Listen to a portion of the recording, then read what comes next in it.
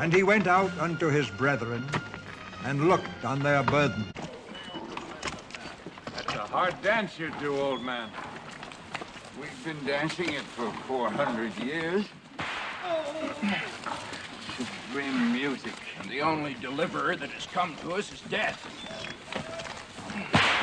Back to work, you braying mules.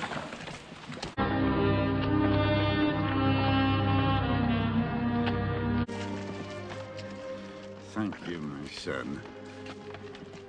But death is better than bondage. For my days are ended, and my prayer unanswered. What prayer, old man?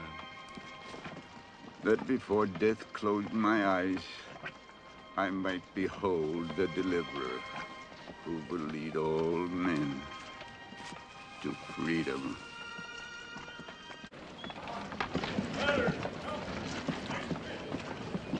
You're strange to the pits. Your back is unscarred. You bring a warm smile with your cool water?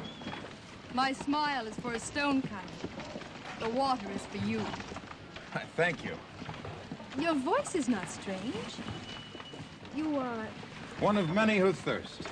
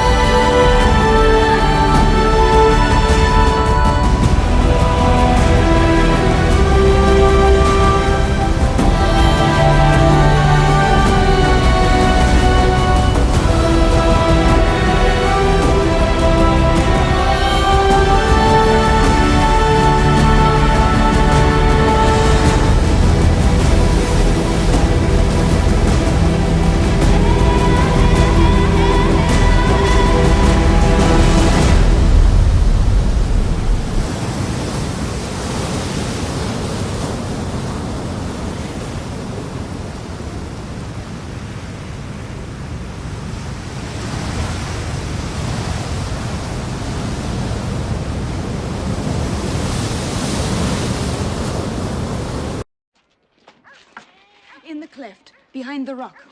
Your eyes are sharp as they are beautiful.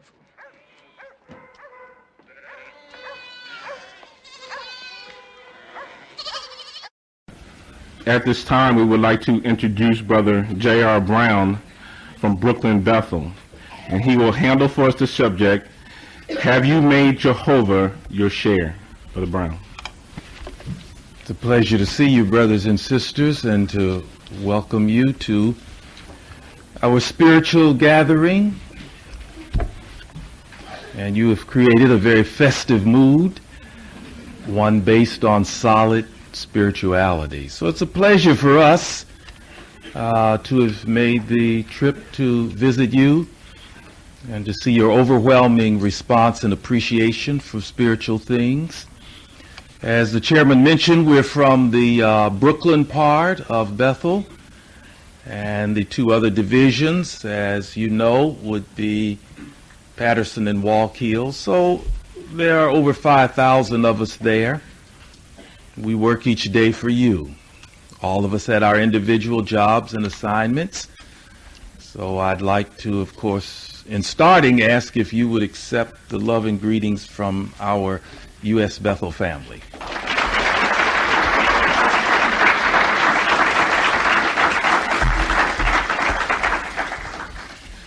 One thing King David learned from his varied life's experience is that he had to rely on Jehovah under all circumstances. Now we can bring that up because our lives today are quite varied. We never know exactly what we will have to face up to.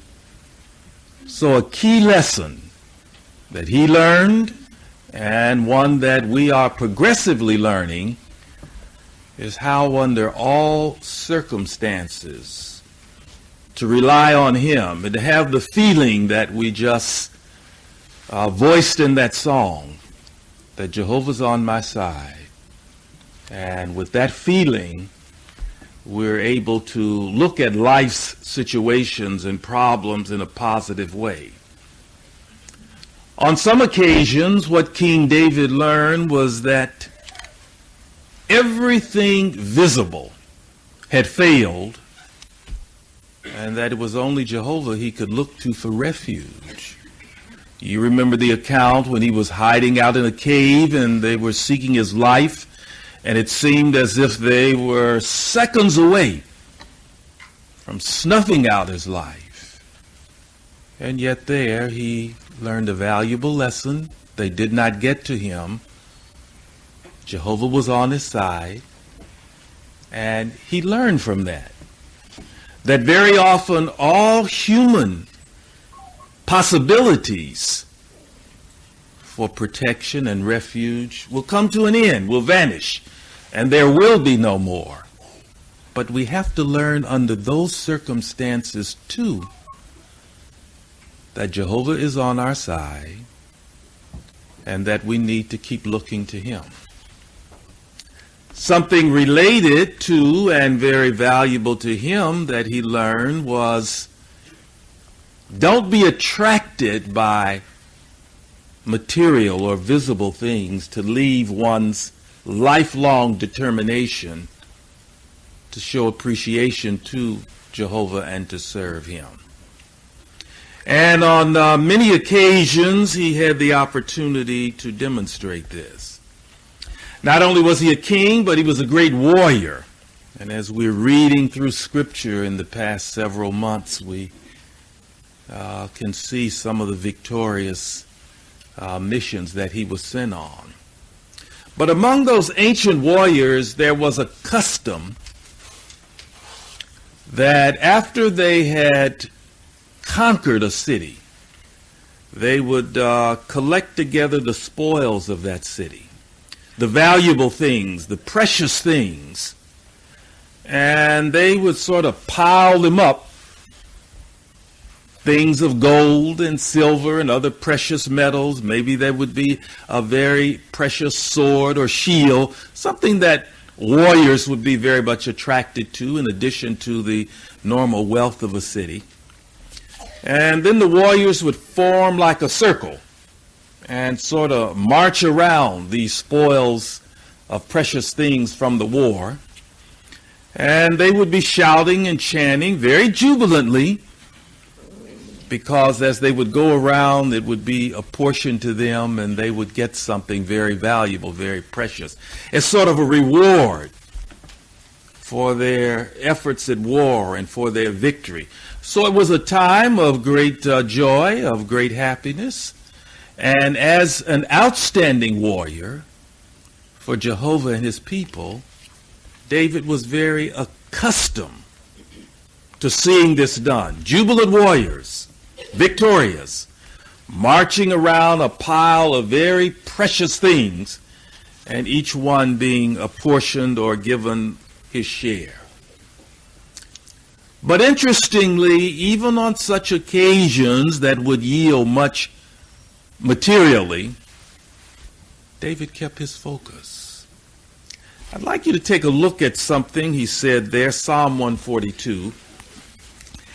And there, having in mind the setting that we just developed, the victorious warriors rejoicing over the prospect of accumulating spoils. Psalm 142. Now, I'd like you to note carefully what this victorious warrior, David, said. Look at verse number 5. He says, I called on you, O Jehovah, for aid. I said, you are my refuge, my share in the land of the living ones. So both points we brought out as valuable lessons he learned in life are commented on here. He says, yes, there was a great victory here and there, but he says, Jehovah, you're my refuge. And then thereafter he said, Jehovah, you're my share. Now, what's the implication of his words there? That would have significance and meaning to us. Well, if we could picture the setting we described with jubilant warriors rejoicing and shouting over now the finality of dividing the spoils, and then we could sort of see David, rather than in that circle of rejoicing, sort of turn his back to the warriors and the spoils, and then saying to his God, you're my share. You're my portion. Those material things, yes, they provide a moment of joy or happiness. But when it comes right down to it, what's valuable to me is he says, you are my refuge, my share in the land of the living ones. So very, very clearly then, even with the prospect of accumulating more materially, or even in circumstances where his life had to be placed on the line, he had a focus, he had a perspective. My share, he says, is Jehovah. And sort of turning his back on the material, visible prosperity there. So it raises the question then, based on what he said there, what does it mean then to make Jehovah your share? When he says, Jehovah my share, what is he having reference to, and how might it be important to us? Let me give you a Hebrew word, kelek.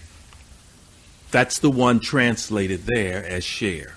Now I'm going to spell it because I see note takers and they get irritated if you give a Hebrew or Greek word and they have to write it down. C-H-E-Q-U-L-E-Q.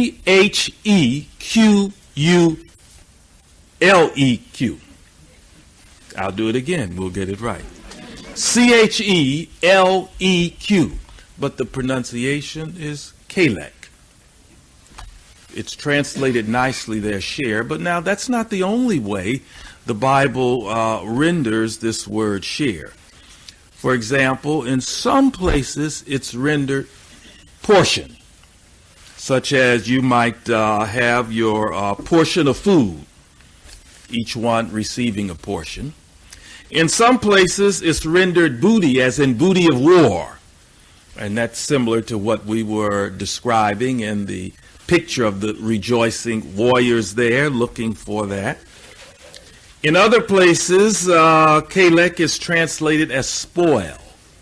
In other words, this was the wealth or the riches or whatever was accumulated from the war.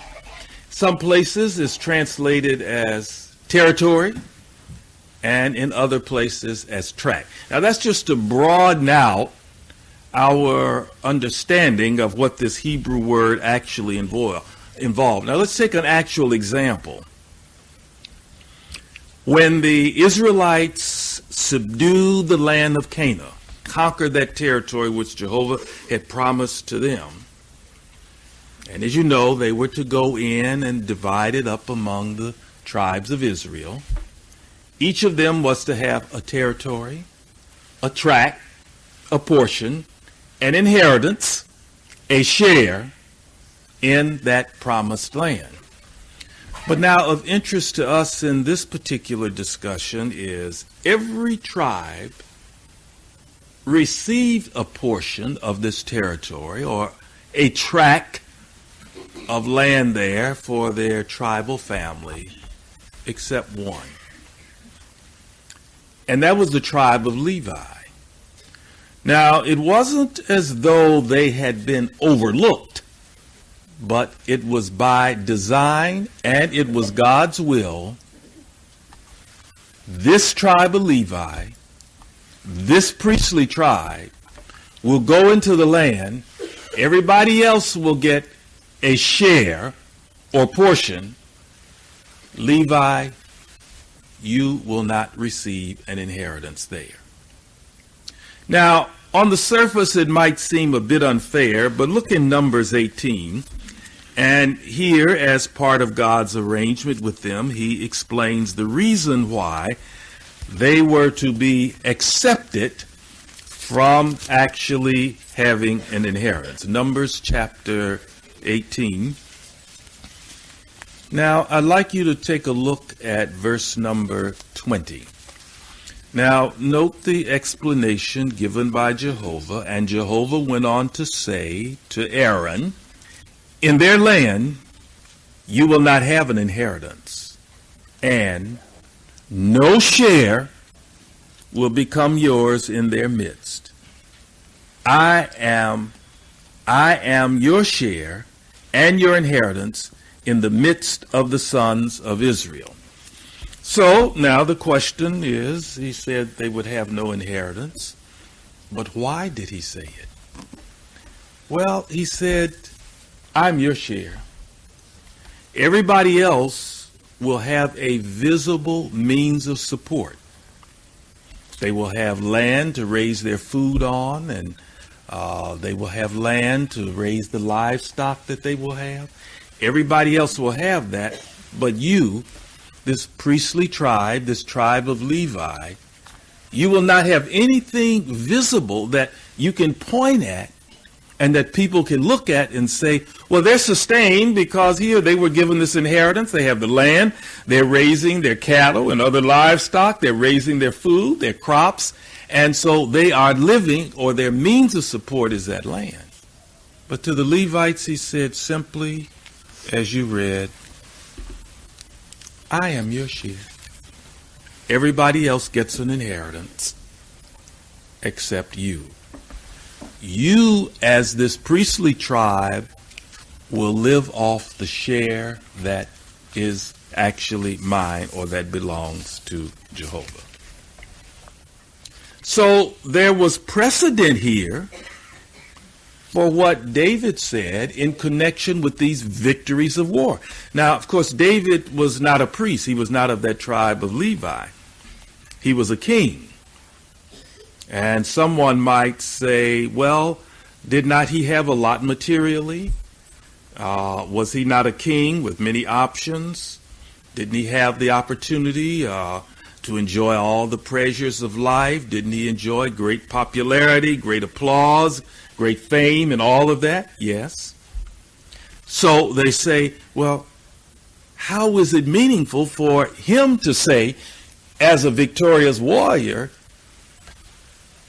that Jehovah was his share when he had all of these other options at his disposal in the family line of being a king? Well, that's what made it even more important, because he made Jehovah his share by choice.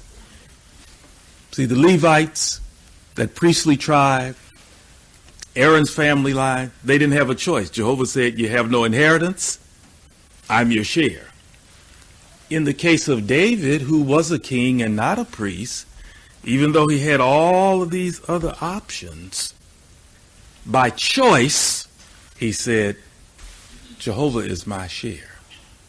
And symbolically, as we spoke, he turned his back on all of the possibility of those spoils of war, and he said, my share is Jehovah. So now let's get right down to what this very important Hebrew noun meant, share. It means in practical terms that one is saying, the most important thing in my life is my relationship to Jehovah. When I look at what has been distributed out and around, or what has come to me, he is my portion in life. In saying that, though, it means that in having Jehovah as your share, regardless of whatever else you do have or do not have, that you're perfectly satisfied with that and that you're fully content. You're not wishing, well, it's fine, I have Jehovah as my share, but if I had this, I would be fully satisfied in life. No, when one says Jehovah is his share, he is saying, in effect, I have really no need of anything else. If only I am given that, I'm fully satisfied, that's enough. And in having Jehovah as my portion in life, that's far more than if I had the heavens and the earth at my disposal, under my control, and as my own. It is saying, really, in a superlative sense, if I have Jehovah as my share, in him I have more than all else put together. That's a lot. So when we say, well, have you made Jehovah your share? Symbolically, we're saying, do you have the feelings that David manifested as this great warrior and king, that by choice you turn your back on all else as being the key or important or dominant thing in your life, and you're saying, my share, Jehovah?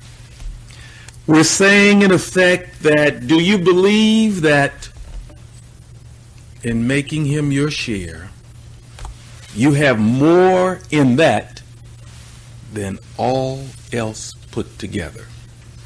It's two sides then. It's you and your portion in life of Jehovah, with him being your share. And then on the other side, there's everything else. And you feel, I have more than all of that put together. That's why the question there, brothers, we raised is significant. And that question, have you made Jehovah your share? It is not forced. It does not come automatically with dedication. It comes by the way you style your life and what your individual appreciation is for Jehovah himself. Well, so after understanding now what it means to make Jehovah your share, then we need to give some discussion to how we show it. In other words, in life itself, situations come up, things have to be dealt with. In that context, then, how do we actually show in practical terms that we have made Jehovah our share? Let's take someone else as an example. We've looked at David. We've looked at what was explained to those Levitical priests. Now let's take Hezekiah, another faithful servant of Jehovah. Look at something he said, Psalm 119. Now, the statement we will read is short, but what we want to do here is to make sure its impact and meaning does not escape us. Psalm 119. Now, look down at verse 57. It's believed Hezekiah composed this particular psalm. It may not be something could be established 100%, but he is generally believed to have written this. Now, look what he says in verse 57. He says, Jehovah is my share. I have promised to keep your words. Now, if I raise this as a question, what would be your answer?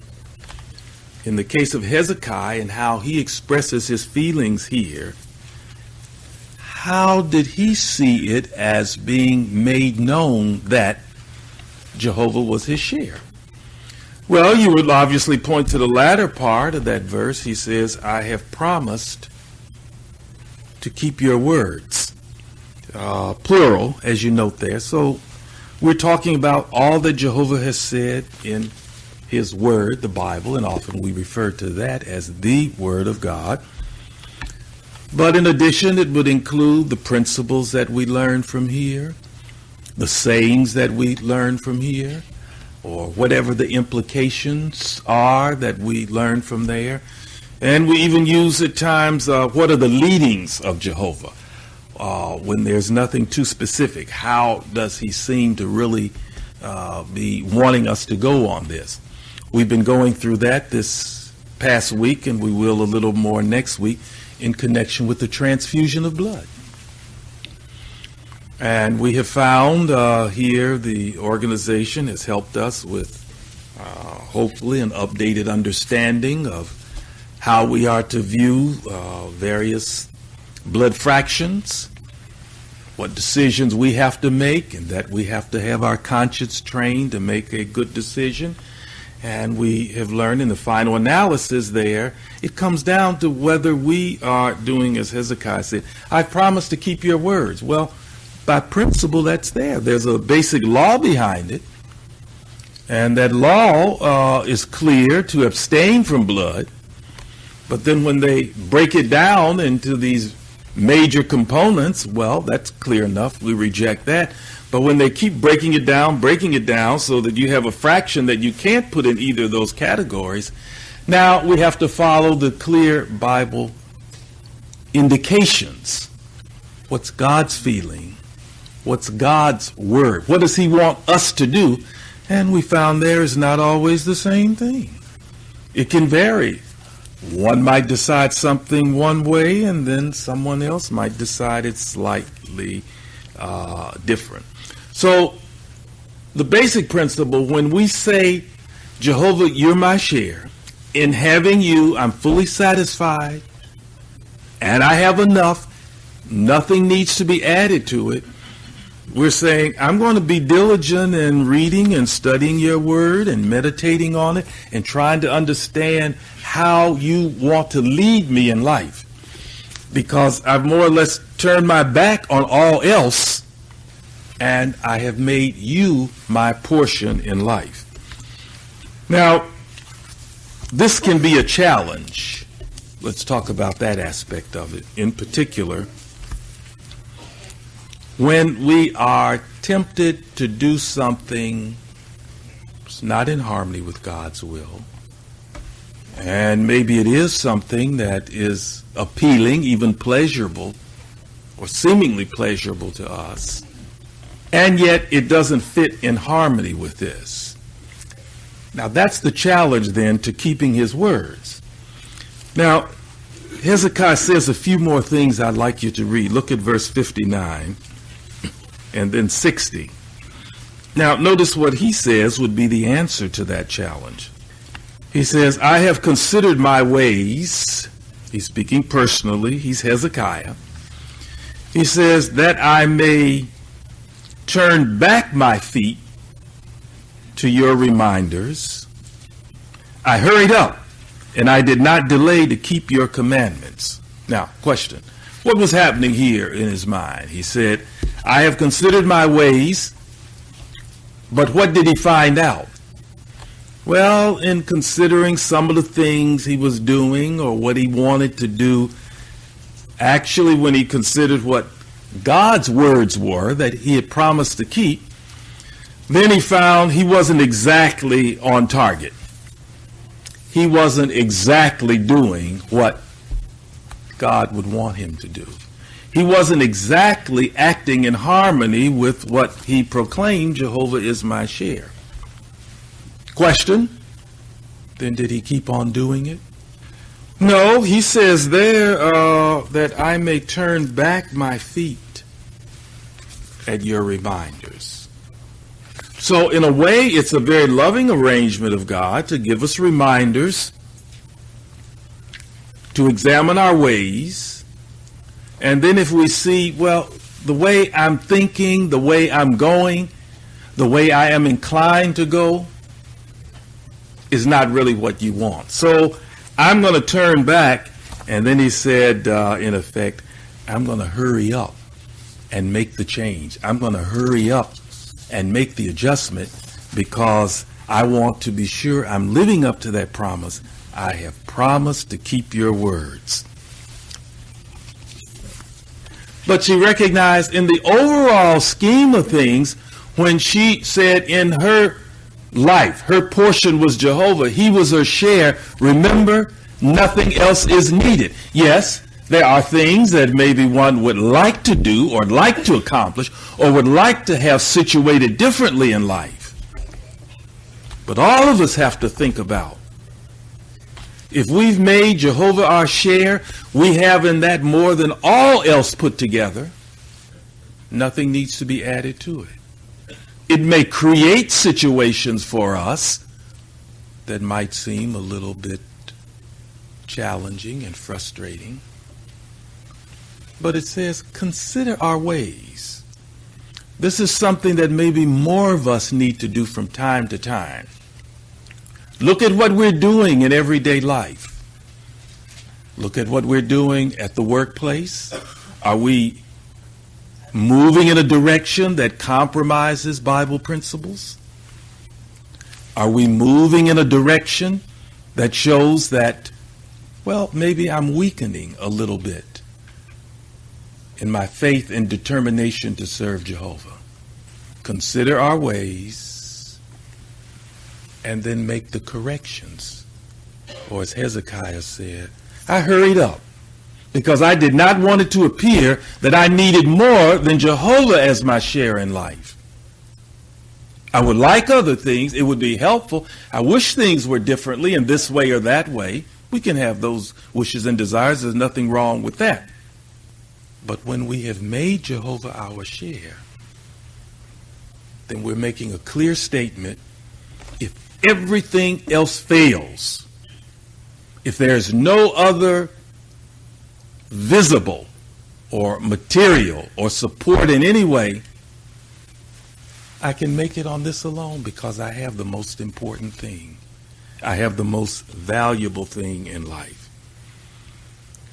Now, a related reason as to why it is important for us to make Jehovah our share is that it helps us in time of trials and problems or difficulties. And the way it helps us there is because at times things can get so difficult that if we have not made Jehovah our share, we can sort of lose hope or feel like giving up. Sadly, that has happened to some brothers and sisters along the way. They started out loving Jehovah very much and faithfully serving him and doing all of the things that they could do to please him and serve him. But they ran into something. They came up against something. Something in the way of a trial or difficulty hit their life, and it sort of upset the equilibrium that they had. And they started feeling, well, maybe it isn't enough just to have Jehovah as my share. Maybe something more is needed. Maybe there's some feeling of incompleteness there. And we all run into these trials. Many of our brothers and sisters today in different parts of the world are very sick with one thing or another, and then if they're not sick, they're dealing with family or relatives who may be suffering because of some chronic illness, and even sadder, some terminal illness they're dealing with that impacts the whole family. That's a trial for the person, and that's a trial for everyone else, a part of their family and a part of their support system there.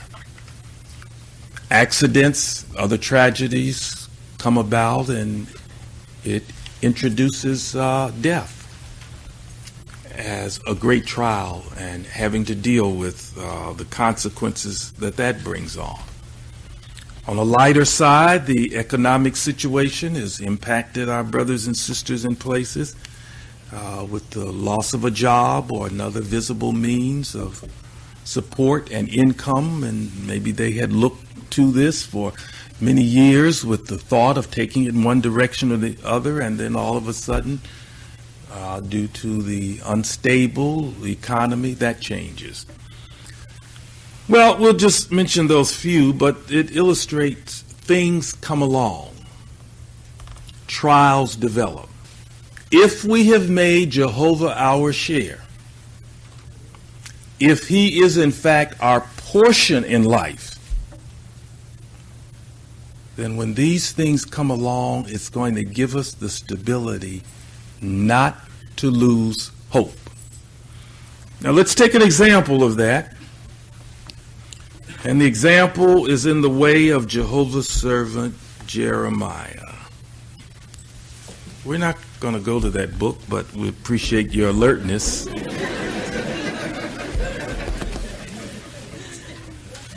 Let me just mention for a moment, you know about this man's life. He suffered trials and suffering and difficulties as few men have. But one interesting aspect of the cause for his suffering was a comment that was made in the All Scripture book in regard to him, and it said he faced trials, and then this part is quoted, as a direct penalty from God, end quote. Now, think about that. Here you are, this prophet and servant of God. You're out there preaching, just as God said, here destruction is coming. People are rejecting you. They're persecuting you. You are being put at times in stocks or in prisons, one thing or another. And then as this trial reaches its climactic period, you start to suffer even more as a direct penalty from God. Why? Because when finally the time did come for Jehovah to bring destruction to the city of Jerusalem through opposing armies that he was using, the people suffered even more, including the prophet Jeremiah. He suffered during that period more than he had suffered for the years that he faithfully went out and preached. And he knew all of this is coming against me because God is taking vengeance through these armies, and it's making things very, very miserable for me. And so even though he had preached destruction and doom to the city, but with a hope thereafter that in many years it would be restored, It wasn't just a matter of him sitting it out somewhere and it happening, and he personally being immune for what was going on. Now we're ready to read some of the things that happened to him, but I want you to go to Lamentations rather than Jeremiah, because this aspect of it is detailed quite nicely there. And go to the 3rd chapter in Lamentations, because there he says a number of things. Now, because you have been sitting so patiently, let's get a couple readers, if we got a roving mic that they can bring in. If not, while they're getting it ready, okay, I'll designate someone. Now, I would like you to read first the first 3 verses, and this gives the setting. And note when he says he, or speaks about who's bringing this against him, he's talking about Jehovah. First 3 verses. All right, let's get a reader. All right, right there. Get one of the brothers there. Starting with I. I am the able-bodied man that has seen affliction because of the staff of his fury. It is I whom he has led and makes to walk in darkness and not in light. Indeed, it is against me that he repeatedly turns his hand all day long. So now notice he's talking to Jehovah and he's saying, this affliction that's coming against me, it's steady, it's a fury, it's all day long. He says, because it's like he has turned his hand against me. Now, I want you to see how vicious it gets. Someone read verse 4, and if you want to tell us what you think is happening there, briefly you can. All right, I see another hand right there near you. Yeah. It says, he has caused my flesh and my skin to wear away. He has broken my bones. He has built against me, that he encircled me with poisonous plant and hardship. Okay, I'll stop you there. 4 was the main one, but 5 is just as good too, because it doesn't get better, it gets worse, doesn't it? Now, you have a point here that shows what's happening as this siege is underway and as these enemy armies are coming in that Jehovah's using to destroy. He's basically saying, this is wearing me out. It's day after day. I don't know if I can take that. It's causing my flesh and my skin to wear away. In other words, even speaking figuratively, he's saying these conditions are so bad, it's wearing me out. I don't know if I can keep taking this day after day after day. Now, he talks there about breaking of the bones. Likely that's not literal, but he's talking about the conditions maybe of fever or some other disease or plague that's creating a great amount of discomfort and sickness in his body that is just like bones are being broken or torn apart. Now, verse 9, that one's interesting to show how problems increase. Okay, over here, let's take a hand. Yes, right there. He has blocked up my ways with hewn stone. My roadways he has twisted. Who is he talking about here? Less hands, but we already really said it. I'm just reinforcing it here. Who is he attributing as bringing this against him? Okay, now the hands came back. All right, right over here.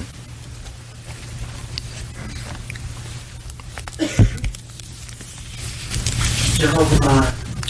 Yes, see, in other words, blocking up his roadways. He's saying life has really become like a maze. I can't see my way out of this. I walk one way and I think, okay, maybe if I turn here and go that way, I can get out of here. And then it doesn't happen. It's blocked there also. I have all these difficulty and problems, and I can't find my way out of it. It goes on day after day. In other words, every road I take, it's a dead end. It doesn't lead anywhere. I don't see a way out of this. So you can imagine the pain that he was going through. Verse 16. Okay, take a walk down front. These people getting a little frustrated down here. Yeah, come on down. Yeah. Okay. And with gravel he makes my teeth get broken. He has made me cower in the ashes. Doesn't sound very pleasant, does it? So see, as that siege, remember you couldn't get anything into the city. You couldn't get anything out. Here it was all blocked up by the Babylonians. He gives a figurative description here that these hard times are unbearable.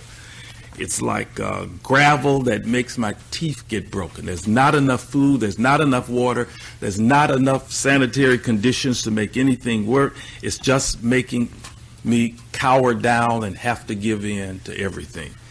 And then finally, verse 19 I wanted. Okay, over here, real fast.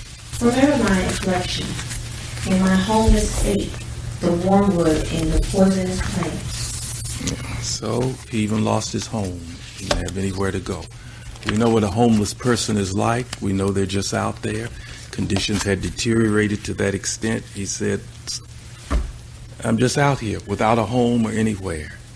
I'm just subjected to all this that is happening and that's going on.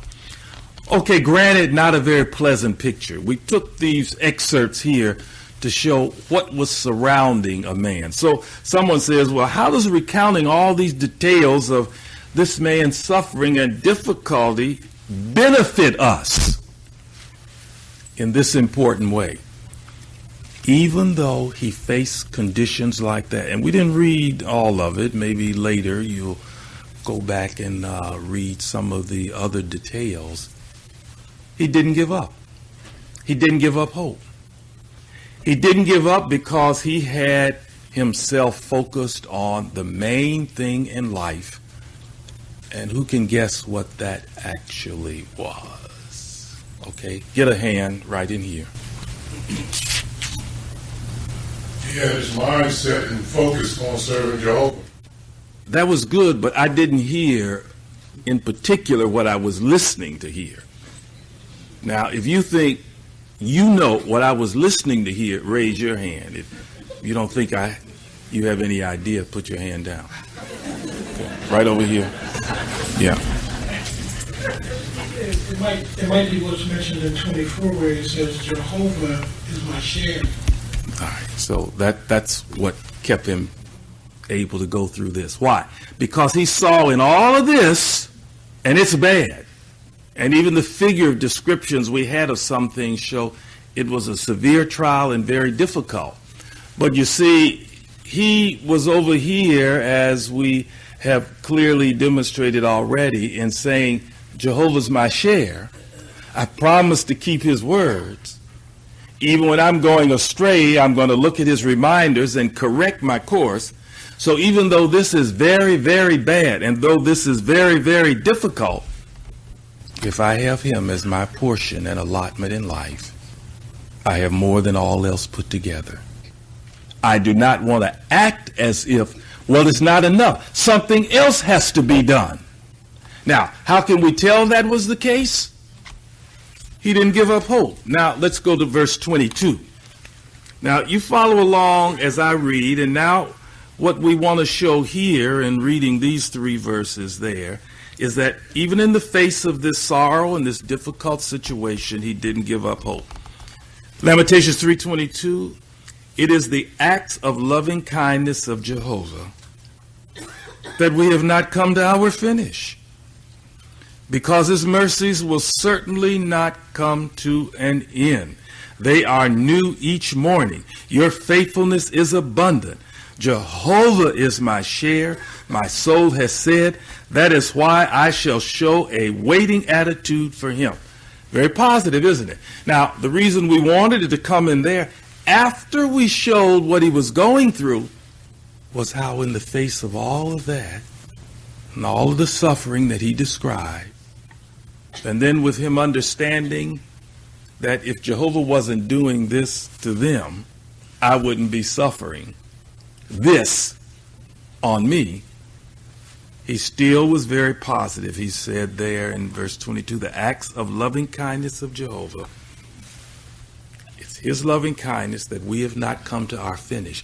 In other words, he's saying, as bad as it is, all of us who are faithful could have been wiped out and dead. We could have died out and come to our end. So just the fact that he had life made him positive. If you had given us even our just deserts, our life would have ended. But he said, your mercies are new each morning. That's true in your case. How bad is it in your life? How bad did it become at some point in time?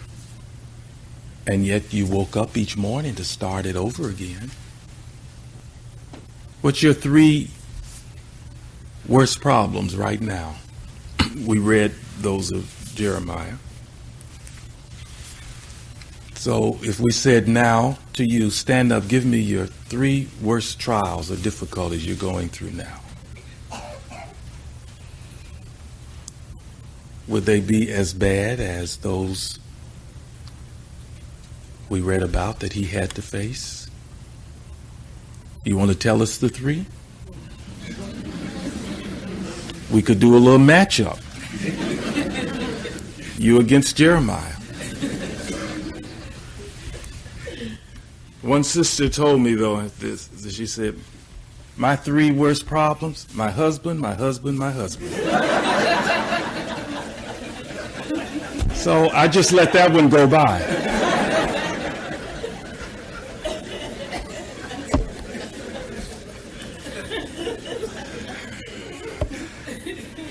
But the point is clear. Whatever you would say your 3 worst problems are, you were alive this morning, and so his mercy was toward you. He could have allowed you or any of us to come to a finish during the night and not wake up. So even though you have these difficulties, these unpleasantries, here you are. You with your brothers and sisters enjoying a fine spiritual festival this afternoon. So beginning this morning, his mercies were new toward you, notwithstanding your trials or difficulties. This is why what Jeremiah said was so positive, because he was suffering so much. He had so many trials, so many difficulties. But when he opened his eyes each day and was alive, he could thank Jehovah for his mercies toward him that particular day. We need to be positive like that too. And we can. Who thinks they know the reason why we can be positive like that each day? See if I get more hands there. Okay, I'm come in the aisle over here. Let's get an answer. Why can we be positive like that? Okay. Yeah. Yeah, because like you said, it's what I right now. Yes. Okay. They want to challenge you. Okay, right here. It's correct. That's a correct answer, though. Yeah. Because we have made Jehovah our share. Yes. See, that's the key thing. If you have made him your share, you have declared very clearly, if it gets down to just me and him, that's what it is. I have enough. I have more than all else put together. And if everything visible fails or does not come through or does not do what I wanted to do or expected to do, I'm still far ahead because I have made Jehovah my share. He's my portion in life. It does not need to be supplemented by anything else. Oh, yes, there are a lot of wishes and wants that all of us could put around life to make it better. But if it gets right down to it, and we have made him really our share, then if everything else falls away, we've still got enough. We've still got the most important thing. And that's what it is that will stabilize us during trials. But we need to keep following his principles. Now look at 25. I'm going to read 25 through 27. Please note the repetition of one word here and pick it out and let me know what it is. Good is Jehovah to the one hoping in him, to the soul that keeps seeking him. Good it is that one should wait, even silently, for the salvation of Jehovah. Good it is for an able-bodied man that he should carry the yoke during his youth. Okay. It's a little subtle, but maybe. Okay, yeah, right here. Come in here, because we got a hand. And then we have to see why it was repeated 3 times and what it means. Good. There's the one. I like that emphasis. Now, when we say something is good, and the reason we want to point it out, because it's not talking about good the way we use the word commonly in English today. When we say something is good, it means, well, that conforms to my concept. If you bring me something from a store or something, I say, look and say, oh, good. That means I think what you did is good and you brought it. It conforms to what I want, my concept. So we throw the word good all around. But now in the Hebrew language as used here, good meant one thing in particular. It meant all that expresses God's will and purpose. It wasn't talking about our own concept. So when it said there, good is Jehovah to the one hoping in him, why? Because it's going to turn out all right. Because that's conforming to what God's will is, to be seeking him. Good it is that one should wait, even silently, for the salvation of Jehovah. Why? Well, look at it this way. It's good when we are suffering trials or difficulties on a personal basis, and really, like we read the case of Jeremiah, he wanted that at the end. He saw it was hopeless. He said, I'm in a maze. Every way I turn is a dead end. I can't get out of this. Well, obviously, he wanted it to end, but he saw here, it's good if we wait on God's timetable when he changes the circumstance. When he says, okay, that's enough. This trial has been endured. Now we can move on to something else. And we do that silently if we don't complain. See, when some people have a trial or difficulty, you have deep feelings for them. You're on their side, but sometimes you hate to see them coming because you're going to get so many complaints along with it. And they're going through it, but they're letting everybody know it. And they just are wishing this needs to come to an end. But he said, no, it's good, according to God's will, everything that expresses his will and purpose, if when we're going through a difficulty or a trial, to wait on God's timetable. 1, we know it will not be more than what we can bear, because he tells us that. You can bear it, whatever it is. And we also know that when it reaches a point that there has to be a change in it, wait on his timetable. Don't try to rush it. Don't try to change him. Don't try to maneuver things in your favor in maybe a worldly way of thinking, when you can just wait on his timetable. I think about that sister I told you about who in the workplace had this worldly guy after her. She admitted, she said, I wanted a husband. I've been looking for one. And she sort of jumped the gun when this situation came up. But fortunately, she considered her ways and made an adjustment. But what is God's timetable? When will he bring that to? He knows the right time and circumstance to bring about any adjustment or change in any of our lives. And that's why Jeremiah here was so positive. When we look at all that he had to go through. We know each day he was saying, please, if this could only come to an end. Or as we read, how much more can I take? He was getting worn out. He was weary.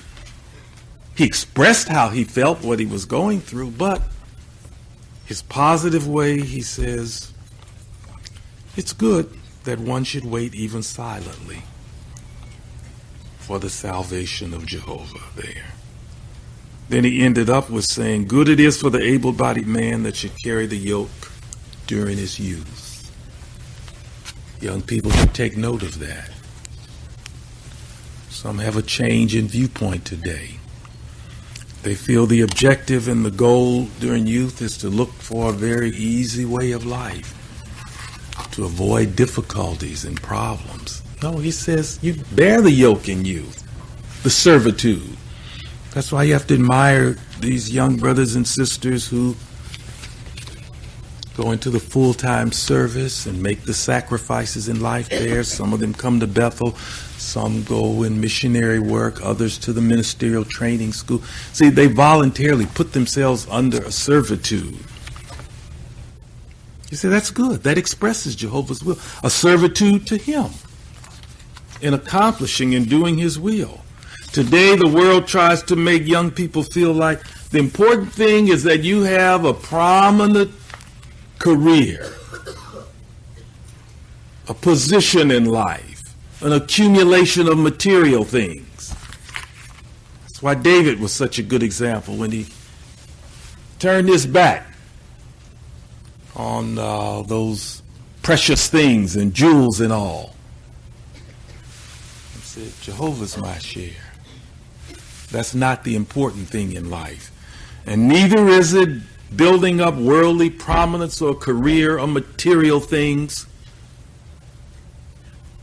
He said it's good that one should bear the yoke in youth, or the servitude to God, because one learns the discipline, one learns the self-control, and one sees early on what really counts in life is when you've made your portion Jehovah. When that's done, then there's a secure future. Let's go to Psalm 16 and read some words here of David that sums up the benefits and the security in having our lot with Jehovah. Psalm 16, now look at verse 5 and then the following one. So David says, Jehovah is the portion of my allotted share and of my cup. You are holding fast my lot. The measuring lines themselves have fallen for me in pleasant places. Really, my own possession has proved agreeable to me. What a positive saying there. He says, really, I have nothing to complain about here. He says, my measuring lines, that's how they used to draw the line to measure the tract or territory that would be given to someone. Israel used that. He says, but where they have fallen for me in life, really in pleasant places, I can't really complain about that. And he saw in the future it's going to be good, because he says, because of making you my portion, he says, you, meaning Jehovah, are holding fast my lot. And that's what he's doing for all of us now that make him our portion in life.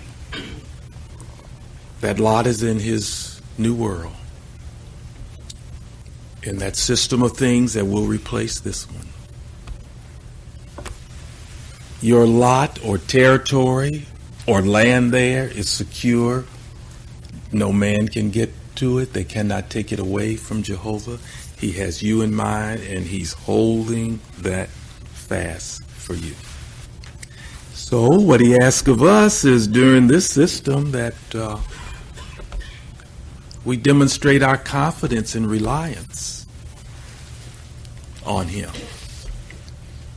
That we recognize he's on our side, and that he has the present and the future in mind.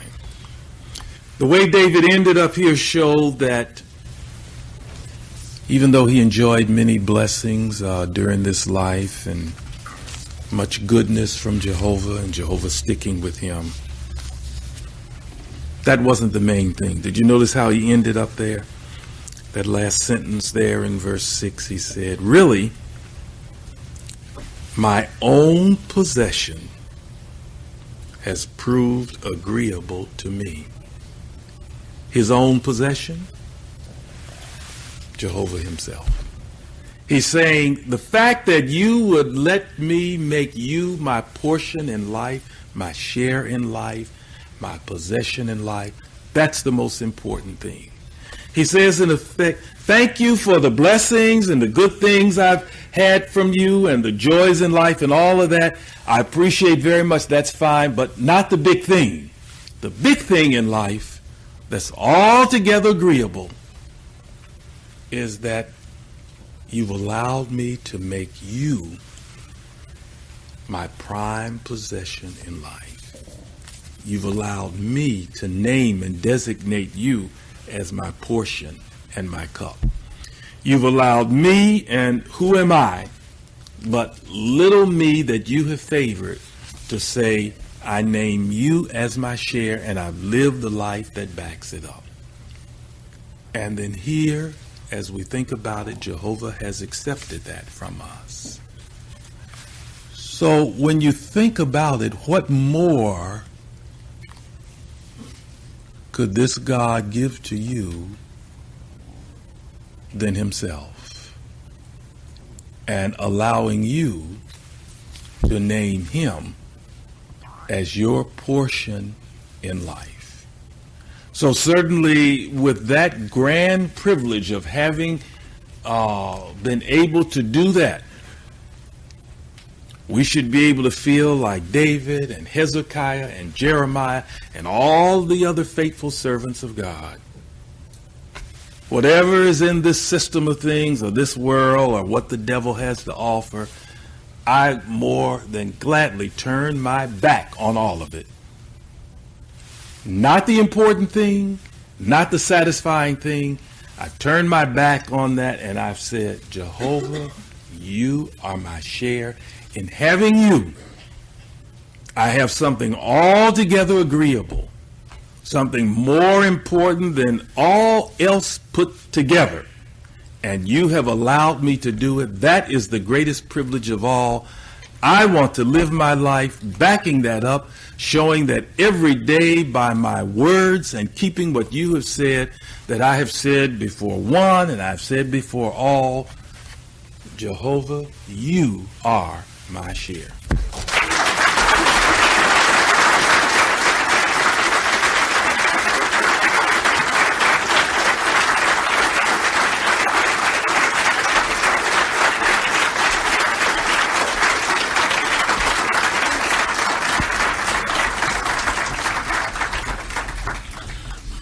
Brother Brown, we thank you, all 403 in attendance. Really appreciate you helping us to see how we can make Jehovah our share. We thank you very much. And of course, having Sister Brown down here with us too, we thank you very much. We'd also like to invite everyone back also tomorrow, 9:30. The theme of our talk is Soundness of Mind in a Depraved World. And Brother Brown will be delivering that talk for us, so we look forward to that also.